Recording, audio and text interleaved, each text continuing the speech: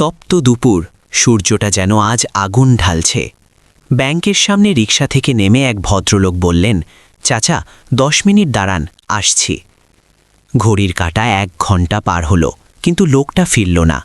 কড়া রোদে পোড়া বৃদ্ধ চালক ঘামে ভিজে একাকার। তৃষ্ণায় বুকটা হয়তো ফেটে যাচ্ছে, তবু তিনি নড়ছেন না। গামছায় মুখ মুছে বারবার ব্যাংকের দরজার দিকে তাকাচ্ছেন। আমি পাশে গিয়ে দাঁড়ালাম।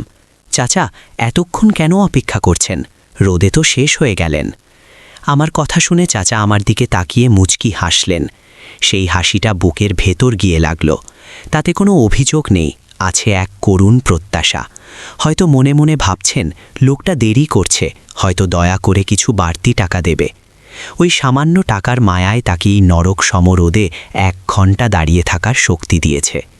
আমরা যারা এসির নিচে বসে গরিবের সময়ের মূল্য দিতে শিখিনি, তাদের কি একবারও মনে হয় না তাদের এই হাড় ভাঙা পরিশ্রম আর নীরব দীর্ঘশ্বাসের দাম কে দেবে? গরিবের সময় কি সত্যিই এতটা সস্তা?